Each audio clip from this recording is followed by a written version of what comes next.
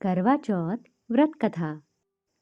पति पत्नी के आपसी प्रेम और समर्पण का महापर्व करवा चौथ है। करवा चौथ के दिन बिना कुछ खाए पिए निर्जला व्रत रखने का महत्व होता है। सुहागिन महिलाएं अपने पति की लंबी आयु, सुखी जीवन, सौभाग्य और समृद्धि की कामना के लिए दिन भर उपवास रखते हुए रात के समय चंद्रमा के दर्शन कर व्रत तोड़ती हैं। हिंदू पंचांग के अनुसार हर वर्ष कार्तिक माह के कृष्ण पक्ष की चतुर्थी तिथि पर करवा चौथ का पर्व मनाया जाता है। यह सुहागिनों के सबसे बड़े त्योहारों में से एक है। सुहागिन महिलाओं के लिए करवा चौथ का व्रत का इंतजार साल भर रहता है। इस दिन महिलाएं 16 श्रृंगार करके पूरे दिन बिना पानी पिए रहती हैं। शाम को माता करवा की पूजा और कथा सुनती हैं। फिर रात को चांद के निकलने पर अर्घ देते हुए पति के हाथों से पानी पीकर व्रत तोड़ती हैं। सबसे पहले जानते हैं करवा चौथ पूजा सामग्री।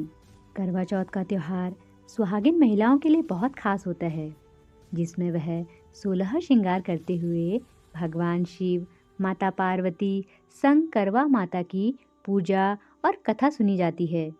आइए जानते हैं करवा चौथ की पूजा के लिए कौन कौन सी पूजा सामग्री होनी चाहिए। करवा, पूजा की थाली, छलनी, करवा माता की फोटो, सीख, जल, मिठाई, सुहाग की सभी चीजें, फूलमाला, दीपक, रोली, सिंदूर, मेहंदी, कलावा, चंदन, हल्दी, अगरबत्ती, नारियल, अक्षत और घी। तो अब जानते हैं करवा चौथ की पूजा विधि। करवा चौथ के दिन सुबह जल्दी उठकर स्नान करें और पति की लंबी आयु और परिवार के सभी सदस्यों के जीवन के सुख, समृद्धि और अच्छे स्वास्थ्य की कामना के साथ अखंड सौभाग्य का संकल्प लें। व्रत और पूजा का संकल्प लेने के बाद पूजा स्थल पर भगवान शिव, माता पार्वती, भगवान कार्तिकेय और गणेश की स्थापना करें। इसके बाद चौथ माता का फोटो रखें और पूजा जगह पर मिट्टी का करवा रखते हुए सभी देवी देवताओं का आवाहन करते हुए पूजा करें। इसके बाद करवे में पानी भरें और उसमें एक सिक्का डालकर उसे लाल कपड़े से ढक दें। इसके बाद पूजा की थाली में सभी श्रृंगार की सामग्रियों को एकत्रित करें। एक साथ सभी महिलाएं करवा माता की आरती और कथा सुनें। जब शाम के समय चंद्रमा का उदय हो तो उनकी पूजा करें। चंद्रमा के दर्शन करते हुए उन्हें प्रणाम करते हुए जल अर्पित करें। फिर चंदन, अक्षत, गुलाल, फल, फूल, मिठाई आदि अर्पित करें। चंद्रदेव के दर्शन और पूजा के बाद पति के हाथों से जल ग्रहण कर व्रत खोलते हुए उनके चरण को स्पर्श करें और उनके माथे पर तिलक करें। इसके बाद अपनी सासू माँ के चरण स्पर्श करें। यदि आप पहली बार करवा चौथ का व्रत रख रही हैं तो आपको ये जानना बहुत ज़रूरी है कि इस दिन क्या करें और क्या ना करें। हिंदू धर्म में किसी भी शुभ कार्य के दौरान काला पहनने की मनाही होती है। यह अशुभता का प्रतीक माना जाता है। कहते हैं कि मंगलसूत्र के काले दाने के अलावा इस दिन किसी काले रंग का प्रयोग ना करें। मान्यता है कि सुहागिनों को सफ़ेद वस्त्र धारण नहीं करने चाहिए। सफ़ेद रंग सौम्यता और शांति का प्रतीक माना जाता है, लेकिन सुहाग के लिए रखे जाने वाले करवा चौथ व्रत में सफ़ेद रंग की मनाही होती है। करवा चौथ के दिन सुहागिन स्त्रियों को भूरा रंग पहनने से बचना चाहिए। मान्यता है कि यह रंग राहु और केतु का प्रतिनिधित्व करता है। तो चलिए ये भी जान लेते हैं कि करवा चौथ के दिन सुहागिनों को किस रंग के कपड़े पहनने चाहिए। करवा चौथ के दिन सुहागिनों को लाल, गुलाबी, पीला, हरा और मेहरून रंग के वस्त्र धारण करने चाहिए। ज्योतिषाचार्य के अनुसार पहली बार करवा चौथ रखने वाली स्त्रियों को लाल रंग के वस्त्र पहनना शुभ माना जाता है। इतना ही नहीं, पहली बार व्रत रखने वाली महिलाएं अगर शादी का जोड़ा पहनती हैं तो इसे उत्तम माना जाता है। चलिए सुनते हैं करवा चौथ की व्रत कथा।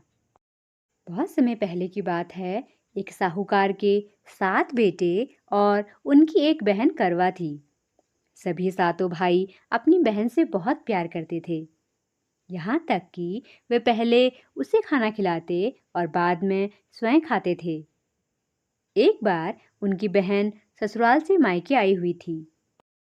शाम को भाई जब अपना व्यापार व्यवसाय बंद कर घर आए तो देखा उनकी बहन बहुत व्याकुल थी। सभी भाई खाना खाने बैठे और अपनी बहन से भी खाने का आग्रह करने लगे, लेकिन बहन ने बताया कि उसका आज करवा चौथ का निर्जल व्रत है और वह खाना सिर्फ चंद्रमा को देखकर उसे अर्घ्य देकर ही खा सकती है।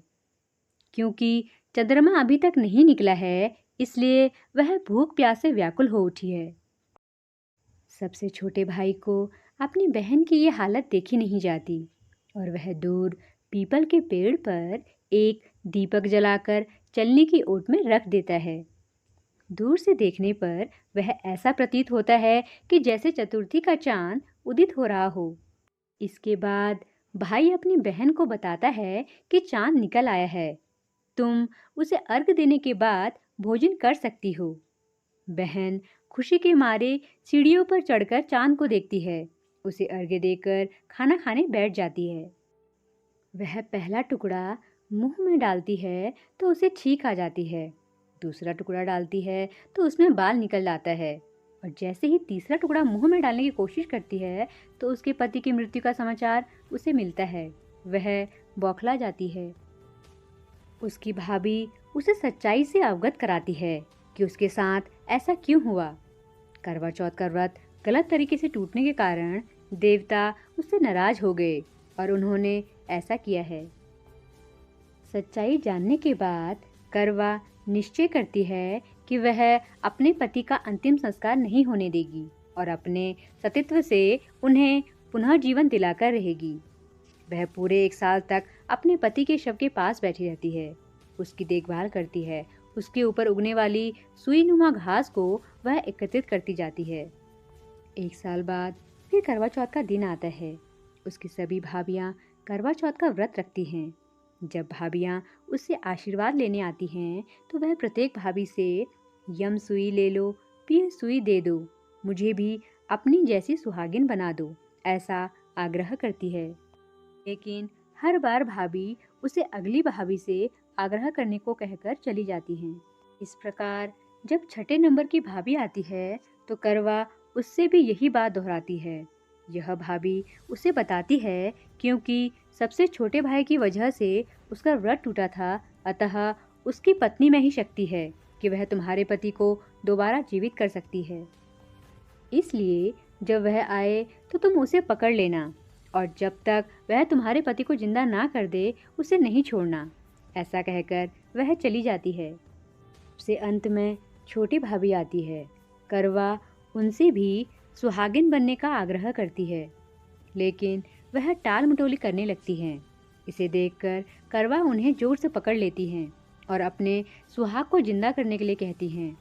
भाभी उससे छुड़ाने के लिए नोचती हैं, खसोटती हैं, लेकिन करवा उन्हें नहीं छोड़ती हैं। तो मैं उसकी तपस्या को देख उसकी भाभी का दिल पसीज जाता है और अपनी छोटी उंगली को चीरकर उसमें से अमृत निकालकर उसके पति के मुंह में डाल देती हैं। करवा का पति तुरंत श्री गणेश कहता हुआ उठ बैठता है।